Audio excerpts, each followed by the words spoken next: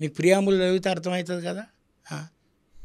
Okay, చివరిగా మా BRK news ప్రేక్షకులు కావచ్చు, సమాజాన్ని కావచ్చు, ఏం చెప్పాలనుకుంటున్నాను? బ్రదర్, నేనేమంటానంటే మనిషిని ఇంకో మనిషి నువ్వు తక్కువడో, నువ్వు దూరంగా ఉండు, నీకేం చేత కాదు అనకూడదు. ఏ పుట్టలో ఏ పాము ఉందో తెలియదు.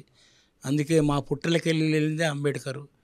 భారతదేశమే కాదు, ప్రపంచ దేశాలలో ఆయన మేధావిని నిర్ణయించి ఆయన పుట్టినరోజును జ్ఞాన దినోత్సవంగా జరుపుకున్నారు. ఒకప్పుడు కటింగ్ చేయమని పోతే రే నీకు చేయడం కాదురా నువ్వు అంటారా, నా కొడుక బయటికి పోంటారని, మేము బర్లకు గొర్రెలకు చేస్తాం నీకు చేయమన్నారు.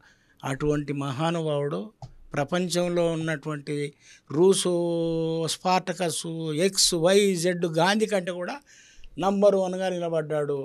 ప్రపంచంలోనే ఆ జ్ఞాన దినోత్సవం జరుపుకునేటువంటి స్థాయికి వెళ్ళాడు. అట్లా నేనేమంటున్నానంటే మనిషిని తక్కువ అంచనా వేయకండి. ఏ వస్తువునైనా కూడా, గడ్డి పరకు కూడా రేపు పనికి రావచ్చు. గడ్డి పూసలన్నీ కొని గజమును బంధించవని అనలేదా? అట్లనే ప్రతి వస్తువులో కూడా మనం పాజిటివ్ చూడాలి, ప్రతి మనిషిలో కూడా ఒక మానవత్వాన్ని చూడాలి. నా ఈ సందేశం అని కాదు, నేను చెప్పే సందేశం చెప్పేంత స్థాయి కాదని. నేనేమంటానంటే ఓ ప్రియమైన భారతీయులారా, మీరు ఈ కులాలని ఈ మతాలను అడ్డం పెట్టుకొని ఒకటి ఈ దేశంలో అంతర్యుద్ధాన్ని సృష్టించే ప్రమాదం దిక్కు వెళ్ళకండి.